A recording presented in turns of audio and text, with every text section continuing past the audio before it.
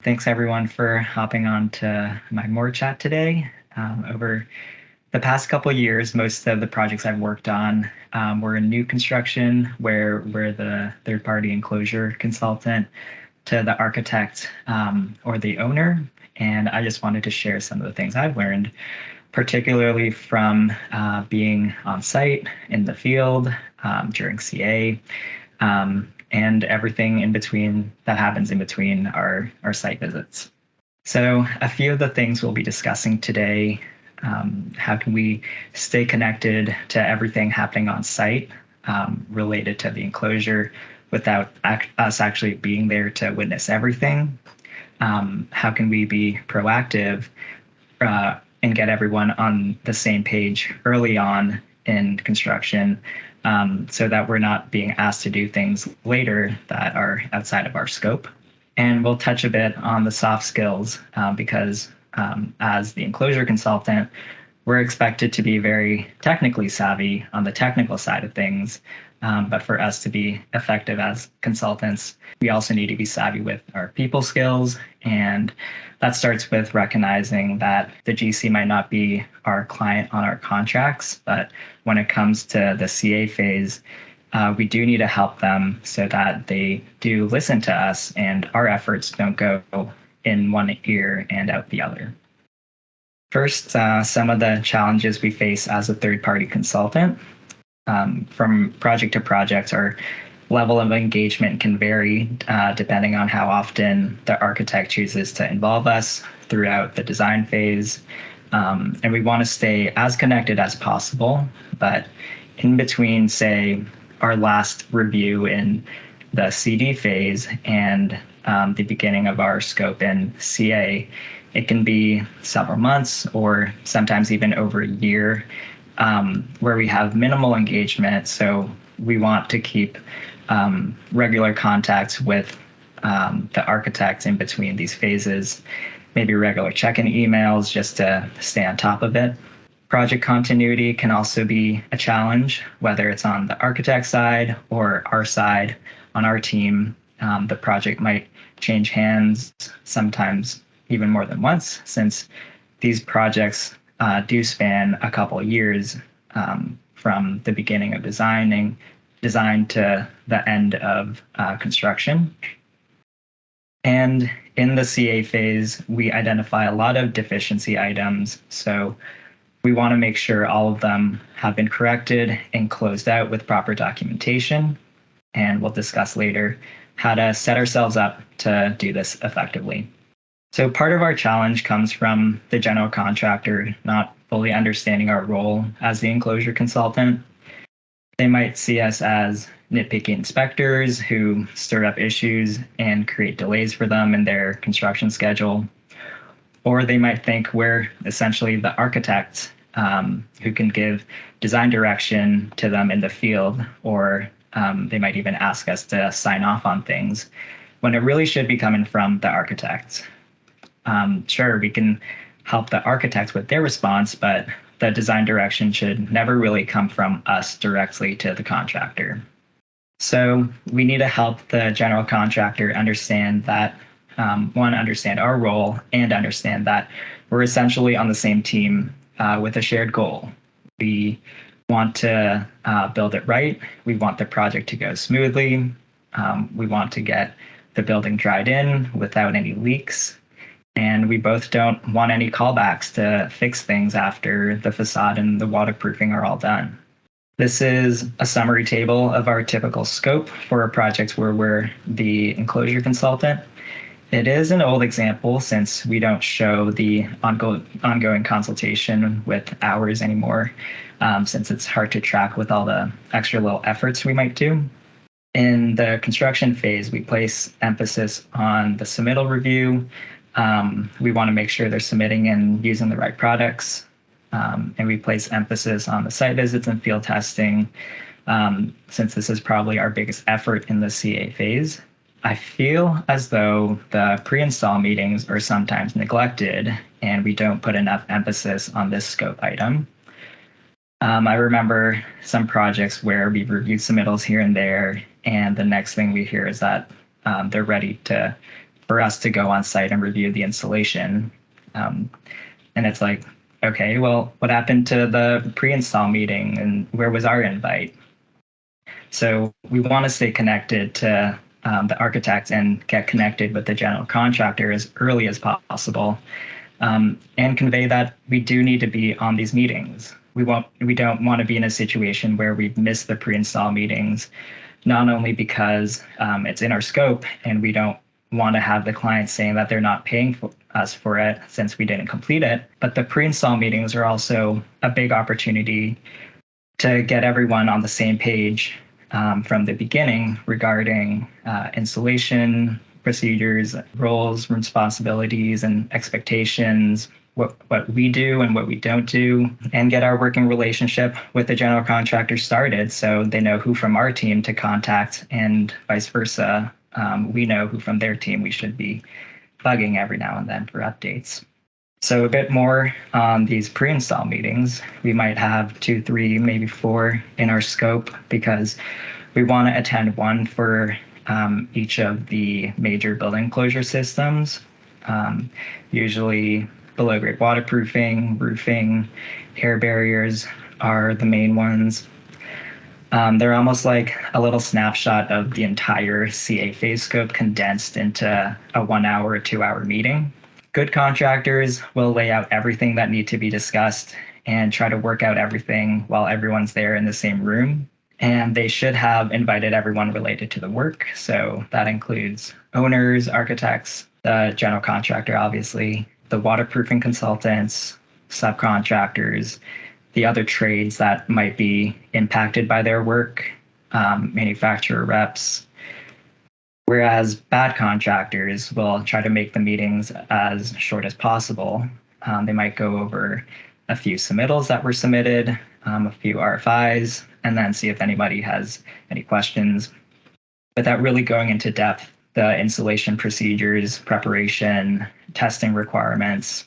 And since we're the third-party consultant, we're not the ones coming up with the meeting agenda, but we should do our own preparation and have our own agenda internally of what we expect to be discussed at the pre-install.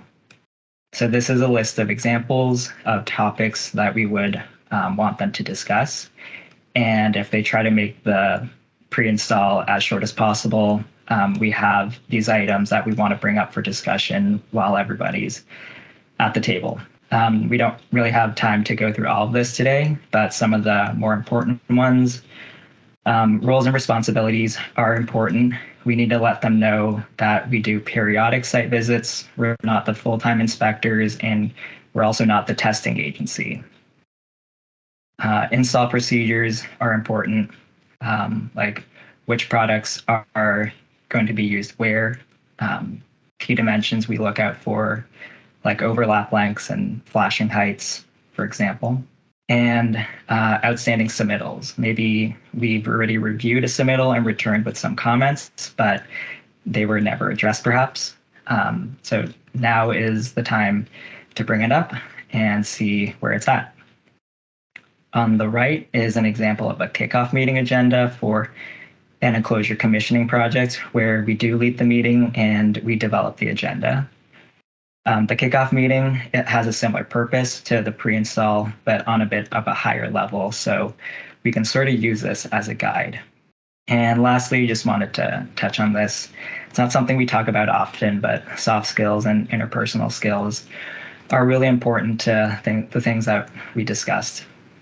For us to be effective in our CA tasks, we need to be able to build a good relationship with the contractors. And being a good waterproofing consultant to work with helps keep us at the top of their mind when there are things that we need to look at. So instead of us constantly reaching out to them, they might be proactive in calling us, letting us know, for example, hot rubber installation is about to start. When can you come out to take a look at it? Or air barrier is wrapping up and we're going to start cladding. Do you want to come out one more time to look at it before it's all covered up? This might be less likely to happen if it seems like we're always just on site to criticize them on everything they're doing wrong. I usually try to find at least one item to compliment them on, even if it's a basic thing like they've stored material raised above the ground and protected from rainwater. And the last item, just reiterating something that was said to us in Fast Start a while ago, that we're really in a people business. And yes, we do want to please our client, the architect or the owner, but we also need to be good at working with contractors too. And that wraps up my MooreChat. Thanks for tuning in. And if anybody has any questions or stories from their own experiences, doesn't have to be just pre-install related, I'd love to hear it. Hey, Amos, I have a question. You, AJ, sure. So say that you're on site and the contractor is asking you to approve something or ask for design direction. How would you, I guess, push back on that? I think the go-to is we need to, one, see the proper documentation of it. I feel like sometimes they'll try to propose something just verbally on site and see if it's okay with you. What we do, if it's like a change from the design drawings or shop drawings, it's likely that they'll need to submit the RFI and get the proper documentation. That also buys us a bit more time with reviewing it internally first with our team, maybe with the contractor too. With the architect too, before we respond. So.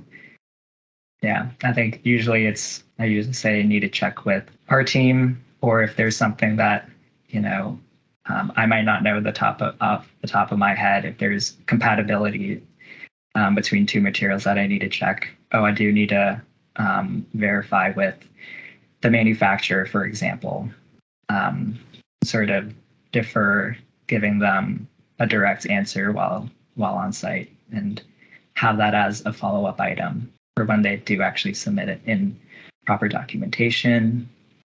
So I thought this was an interesting presentation, mostly because I'm in the thick of CA and construction on a few projects now in New York.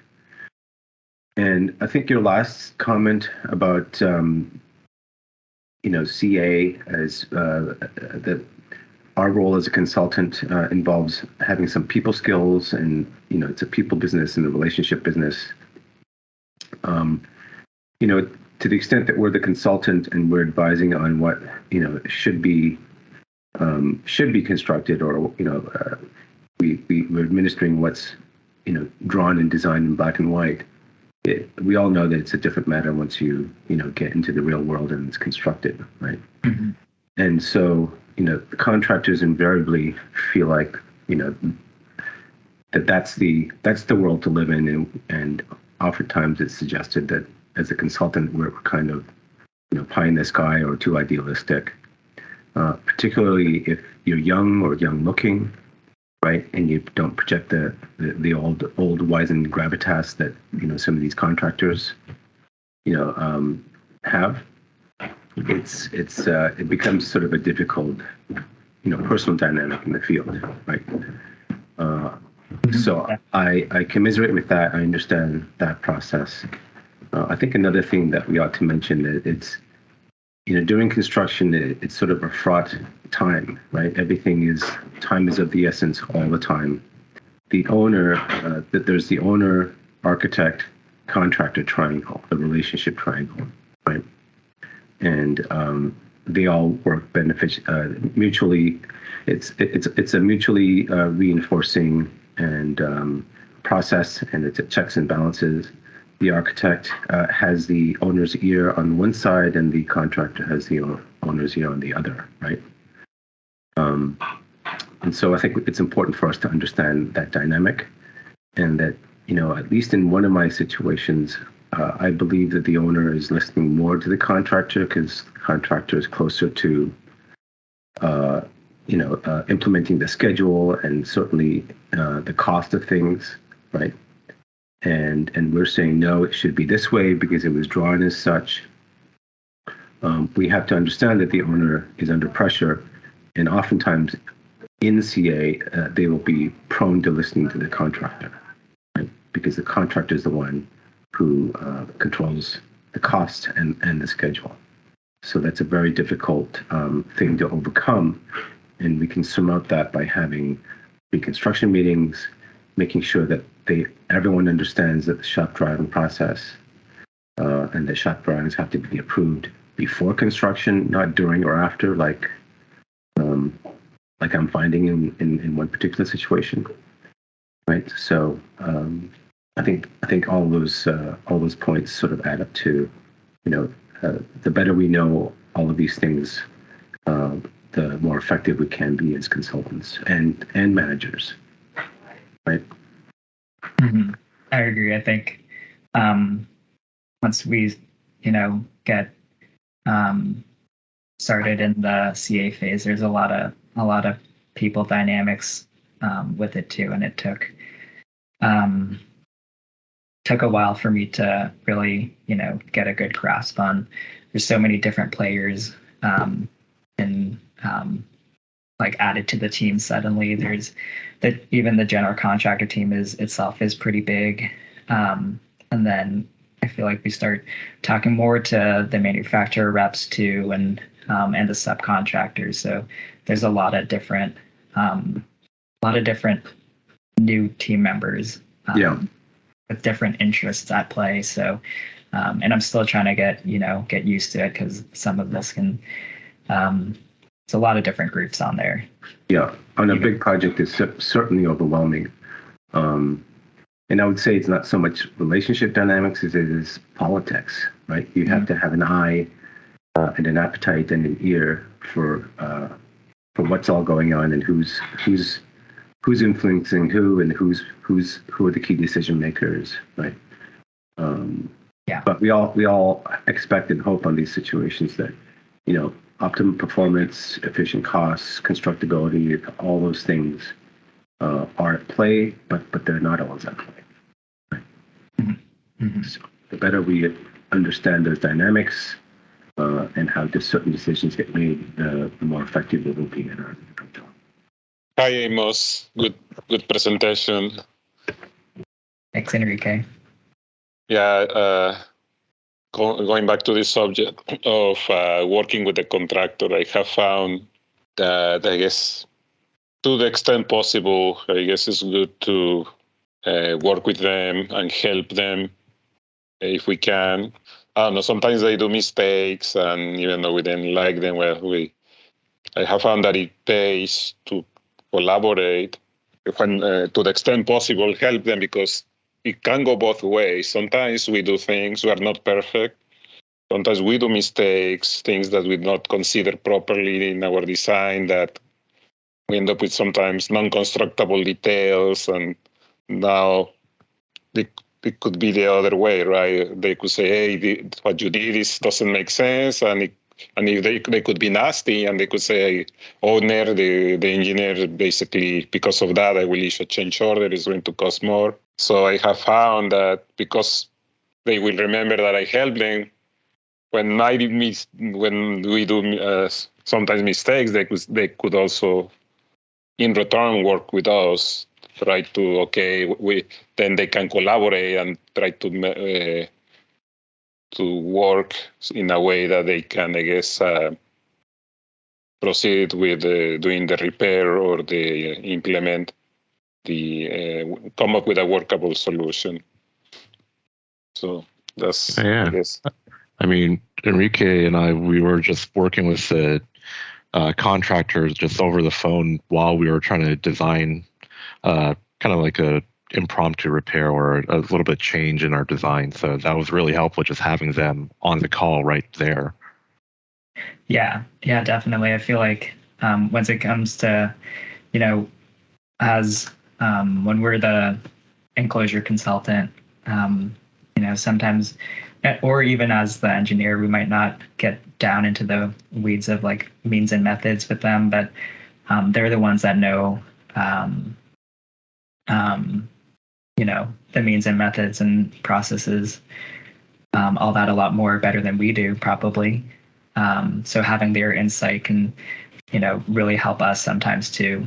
I guess it kind of comes back to we just need to review what they propose with how we regularly review for whether it's things in new construction or repairs. Yeah, it definitely helps having that insight, because sometimes it can sort of act as like a foresight for if we end up proposing something else and they know that there's gonna be a roadblock or a difficulty for them down the road, and we can avoid that, having that conversation earlier. Yeah, it can help bringing them into the conversation too. Yeah, another thing that I learned, I guess, a long time ago, I guess one of my first jobs, I tended to try to build things exactly per the detail, right? So I would be on the field and even minor deviation, I would point everything out. And I guess you don't want to go to that extreme. I mean, sometimes it's good to I learned that it's better to be a little bit flexible and let go things that may not be exactly the way we show it, but otherwise they're not necessarily crucial. And focus really on the big picture items, the items that are more important, because otherwise, if you are going to pick little battles for every single minor deviation, then it's going to be very unproductive at the end. So rather concentrate on what they and not, so that way they don't lose the big picture, right? As to what is the more important things to watch for. Mm-hmm. So that I learned that also, that because I tended to be very rigid in my first jobs. I also think we should speak briefly about another party that can be involved in assisting us in determining, what should be done and not done is the actual the vendor. So, for example, I've got a couple of foundation waterproofing projects now, and so I, to the extent possible, I will ask and schedule a meeting on site with the vendor. Sometimes it's, depending on the system, it's part of the administration of that system, that they will have periodic reports. So they accompany me to the site, and we walk around, and if something's not quite right, they will lend some authority to what we might identify as not proper, right? On the political side, we should understand that they're not there to rock the boat, because the vendors, although they've established the details and they've published details and they dictate what ought to be done, the people who are buying product from them are the contractors, right? So they're not in the business of making the contractor's life difficult. And that's a dynamic that took me a while to understand, that it's fine that we're the specifiers of the system. They need to maintain a good relationship with us as consultants, but their paycheck is quite directly affected by the type of the people who purchase the products for them, and that's the contractors. Right, so that's one of the dynamics I think we should all appreciate and understand. It can work for us and against us as well. Do you mean vendors as in the suppliers, or like the manufacturer, the field reps? Oh, okay. Yeah. Yeah, the field reps of the product that you're using. Right. Mm-hmm. It's part of the point that I tried to make, that there are also politics involved, and it's important for us to understand the dynamics. Yeah, definitely. I think this format should be a regular thing. We've all got battlefield stories and battle scars, so, and I'm sure they'll come up as every few months. So yeah, good regular forum to have. Yeah, it's a good conversation to share these stories.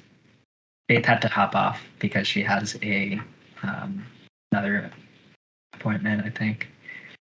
But if no one else has any other questions or stories, I think we can wrap up this MooreChat. Really appreciate everyone hopping on today. Great. Thanks, Amos. Talk to you later. Thank you.